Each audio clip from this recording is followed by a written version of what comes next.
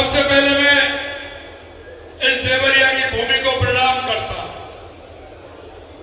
इस भूमि ने एक ऐसे आध्यात्मिक गुरु बाबा देवराज जी ने यहां तपस्या की और यहां उन्होंने एक राह दिखाने का काम किया, आध्यात्मिक ज्योति को जगाने का काम किया। यहीं से हमारे उत्तर प्रदेश के मुख्यमंत्री योगी आदित्यनाथ जी भी यहीं के रहने वाले हैं।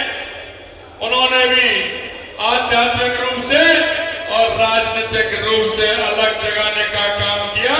मैं उनको भी प्रणाम करता हूं। मित्रों, ये गुरु गोरखनाथ की धरती है।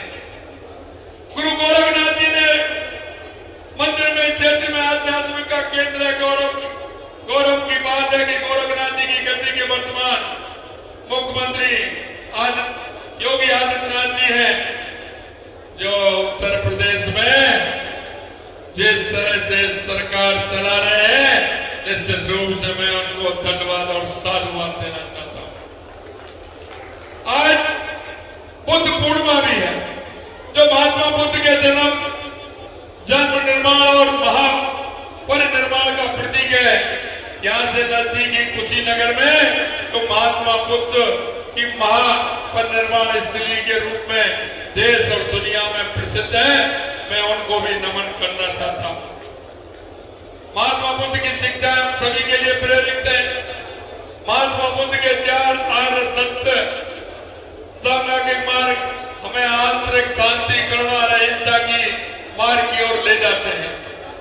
मुझे पता है कि यहाँ का किसान मेहनती किसान है। यहाँ की जमीन का, धरती का सीना चीर करके किसान यहाँ की मेहनत करता है।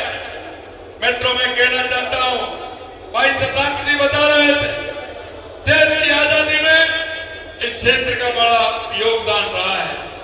मैं आपसे यही निवेदन करना चाहता हूँ और विशेषकर मैं युवाओं से करना चाहता हूँ, मेरे भाई और बहनों, आपको देखना है 2014 से पहले मैं आपको ले जाना चाहता हूँ, क्योंकि जिन युवाओं की उम्र 2004 से 14 तक 10 साल की या 12 साल की थी, आज उनकी उम्र 25 साल की हो गई।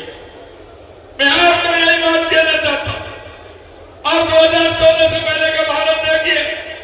2014 से पहले जो देश के अंदर स्थिति थी, आपने देखा था 2014 से पहले किस तरह से देश के अंदर आतंकवादी आते थे। कहीं ना कहीं किसी भीड़-भाड़ इलाके में बम फोड़ करके चले जाते थे। दुनिया दहशत के साये में रहती थी और जगह जगह लिखा हुआ मिलता था, किसी लावारिस वस्तु से हाथ न लगाएं, वो लावारिस वस्तु में कुछ भी हो सकता है। लोग सहमे रहते थे। देश में आतंकवाद खुल के जिस तरह से हो रहा था और नक्सलवाद की स्थिति आपने देखी है, जिस तरह से देश में नक्सलवाद था। मैं आप लोगों से पूछना चाहता हूं, 2014 के बाद आपने आतंकवाद देखा क्या? अरे बताइए, हाथ करके देवरिया वासियों बताइए, 2014 के बाद आपने आतंकवाद देखा है क्या? कहीं नक्सलवाद देखा है क्या? कहीं आतंकवादी घटनाएं आपने देखी है क्या? कहीं इस तरह का आपने देखा है कि लावारिस वस्तु से हाथ नहीं लगाए? यह परिवर्तन आपने देश के अंदर हुआ है। अगर एक बार छोटी सी गलती की पुलवामा की, तो अंदर घुस के मारा क्या नहीं मारा? अंदर घुस के मारा क्या नहीं मारा? मैं आपसे यही कहना चाहता हूं मेरे भाई और बहनों, कि बदलता हुआ भारत है, इसलिए मैं आपको 2014 से पहले लेना चाहता हूं। मित्रों, मैं आपसे कहना चाहता हूं, 2014 से पहले इस देश के अंदर जो भ्रष्टाचार होता था, आए दिन आप अखबारों में पढ़ते थे, टेलीविजन पर देखते थे। एक भ्रष्टाचार होता था, दूसरा भ्रष्टाचार उससे बड़ा होता था, तीसरा उससे भी बड़ा होता था, और चौथा भ्रष्टाचार जो ऐसा होता था कि जब भ्रष्टाचार की संख्या आती थी तो उसकी जीरो नहीं गिनी जाती थी, जीरो नहीं गिनी जाती थी। मैं आपको यही ध्यान दिलाना चाहता हूं, जब कोई राष्ट्रवादी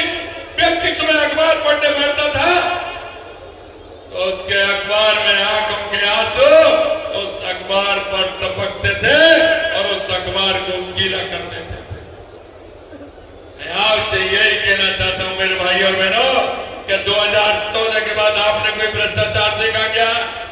अरे कोई भ्रष्टाचार 2014 के बाद देखा क्या? यही परिवर्तन है, यही परिवर्तन मैं आपको कहना चाहता हूं मेरे भाई और बहनों। अरे मेरे मुल्क के मालिकों, जो मुल्क का मालिक था उसको इन्होंने भिखारी बना दिया। मेरे किसान मेरे मुल्क का मालिक है। 70 साल में उस किसान को इस कांग्रेस ने भिखारी बना के रख दिया, भिखारी बना के रख दिया। मैं आपसे कहना चाहता हूं 80% आबादी गांव में रहती थी। मेरा किसान खेती करता था, खेती में जो लाभ होता था उससे यहाँ की आर्थिक स्थिति सुधरती थी। लेकिन उन्होंने जिस तरह से गांव और शहर में दूरी करने का काम किया, क्योंकि जो हमारे छोटे छोटे कुटीर उद्योग थे, छोटे छोटे हमारे व्यवसाय थे, उन सबको बंद करने का काम किया इस कांग्रेस की सरकार ने। और हमारा उस किसान को मजबूर कर दिया जो किसान गांव में खुले में रहता था, 1-2 बीघा में बाड़ा बना करके रहता था, पशुओं के साथ रहता था, पर्यावरण का ध्यान रखता था। इन्होंने मजबूर कर दिया उसको शहर में जाने के लिए, क्योंकि उस गांव का विकास नहीं हुआ। आज भी गांव का 70 साल के बाद विकास नहीं हुआ। आज भी गांव में शिक्षा की क्या स्थिति है, चिकित्सा की स्थिति क्या है, बिजली की स्थिति क्या है, पानी की स्थिति क्या है।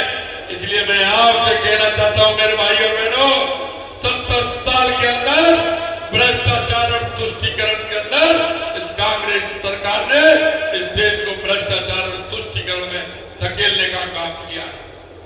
अभी आप देख रहे हैं, अभी आपने देखा है जिस तरह से ईडी गठबंधन में 2 युवराज हैं, उनका भी खेल देख लिया।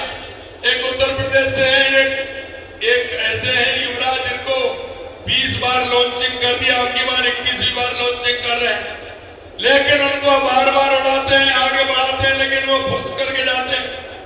अरे भाई, ये परिवारवाद कब तक चलेगा? ये जातिवाद का दंश कब तक चलेगा? मित्रों, मैं आपसे कहना चाहता हूं, युवाओं से कहना चाहता हूं, इस देश को जातिवाद के दंश में ढकेलने का काम किया, तुष्टीकरण की ओर धकेलने का काम किया, आतंकवाद की ओर धकेलने का काम किया, और इन्होंने तुष्टीकरण के आधार पर चलते हुए इन्होंने देश का विनाश करने का काम किया। मैं आपसे कहना चाहता हूं मेरे भाई और बहनों कि 2014 के बाद देश के अंदर से हमारी गरीब कल्याण की योजनाएं हो, चाहे हमारे देश का विकास हो, चाहे हमारी सीमाओं की सुरक्षा हो, या आतंकवाद और नक्सलवाद का अंत हो, या दुनिया में बढ़ता हुआ भारत का गौरव हो, वो आपने देखा है। मैं आपसे इतना ही कहना चाहता हूं, 1893 में स्वामी विवेकानंद जी ने कहा था कि 21वीं सदी भारत की होगी। मित्रों, मैं यही कहना चाहता हूं, उस नरेंद्र से इस नरेंद्र का इस नरेंद्र तक का परिवर्तन आपको सीख रहा होगा, परिवर्तन सीख रहा होगा। मेरे भाई और बहनों, मैं आपसे इतना निवेदन करना चाहता हूं, क्योंकि अभी सशक्त की चर्चा कर रहे थे 1857 की। मैं आपसे कहना चाहता हूं मेरे भाई और बहनों, देश में 1857 में आजादी मिलने को तैयार थी, आजादी के सारे काम हो गए थे, लेकिन छोटी सी गलती के कारण 90 साल तक इस देश को गुलामी का दंश और झेलना पड़ा था। 90 साल तक एक छोटी सी गलती के कारण। और यही मैं आपसे कहना चाहता हूं, 2014 के बाद बदलता हुआ भारत है, 21वीं सदी की ओर बढ़ता हुआ भारत है। और आपने देखा है कि जिस तरह से हमारी आर्थिक स्थिति 10 साल पहले 11वें पायदान पर थी, आज 5वें पायदान पर है, अगले 2 वर्ष में 3रे पायदान पर होंगे, और आने वाले समय में दुनिया की पहले नंबर की अर्थव्यवस्था भारत की होगी। मैं आपसे ये कहना चाहता हूं, अरे हमको समझना होगा। आपने देखा होगा, मैं आपको एक बात और कहना चाहता हूं मेरे भाई और बहनों, इस आजादी की लड़ाई में आपने देखा होगा जितने लोग आजादी की लड़ाई लड़ रहे थे उससे ज्यादा लोग तमाशा देख रहे थे, क्योंकि उनको भान नहीं था कि आजादी की लड़ाई किस लिए लड़ी जानी है, उनको ज्ञान नहीं था। और आज भी मैं आपसे कहना चाहता हूं, कुछ लोग आज भी हैं, कुछ लोग आज भी हैं, आपसे मैं यही निवेदन करना चाहता हूं, आप जाइए उन लोगों को समझाइए और उनको बताइए कि 21वीं सदी भारत की होगी और अगर विकसित भारत को बनाना है, स्वामी विवेकानंद जी ने एक और बात कही थी, मेरे युवाओं उठो जागो और इस देश दुनिया पर छा जाओ। वो देश दुनिया पर छाने का समय आपका आ गया है, वो समय आपका आ गया है। इसलिए हमको कड़ी मेहनत करते हुए हमारे विकसित भारत की संकल्पना को पूरा करना है, हमको आगे बढ़ना है, दुनिया में भारत का गौरव बढ़ाना है और हमारे युवाओं को मौका देते हुए दुनिया में गूंज भारत की हो और गूंज ऐसी हो कि दुनिया उसको याद रखे 21वीं सदी भारत की होगी। इसलिए मैं आपसे इतना ही निवेदन करना चाहता हूं, आपके मोबाइल में नंबर है, किसी के में 200, 400, 500, 1000, 2000 तक नंबर होंगे, आपके ज्यादा भी हो सकते हैं।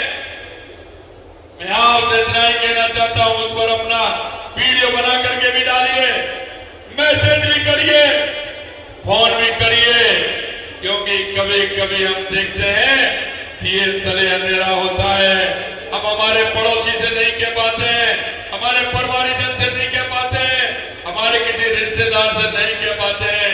आप उनको सबको बताइए कि आने वाला समय आपका है, हमको एक एक वोट चुन चुन के कमल के फूल के बटन के दबा करके उसको देना है। और मैं आपसे यही कहना चाहता हूं, आपकी वो अपील, आपका वोट का एक एक वोट जो आप जिससे कहने वाले हैं, वो एक एक वोट मोदी जी को जाने वाला है और विकसित भारत की संकल्पना को पूरा करने वाला आपका एक एक वोट है। इसलिए मैं निवेदन करना चाहता हूं आप सभी से कि आप ज्यादा से ज्यादा मैसेज करते हुए हम वोट की अपील करें, ज्यादा से ज्यादा हम वोट डलाएं और भाई शशांक जी को ज्यादा से ज्यादा वोटों से जिता करके देवरिया में से बहुत अच्छा खिला हुआ कमल का फूल जाकर के मोदी जी को दें कि ये देवरिया की धरती का कमल का फूल है। यहाँ से जो भी हमारे सांसद रहे, लगातार भाजपा के सांसद रहे, हमारे कलराज मिश्र जी भी यहाँ से सांसद रहे, उन्होंने जिस तरह से पूरे देश के अंदर काम किया, आज वो राजस्थान में विकास की काम को आगे बढ़ाने का काम हमारे कलराज मिश्र जी कर रहे हैं।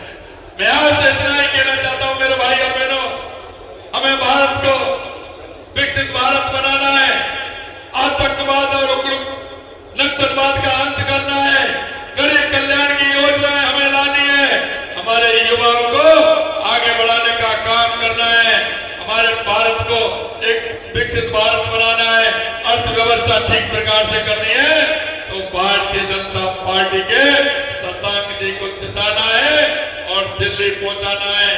ये मैं आपके बीच में निवेदन करने के लिए मैं आया हूं। क्या आप ऐसा करेंगे ना? सभी करेंगे ना? तो हाथ खड़ा करिए।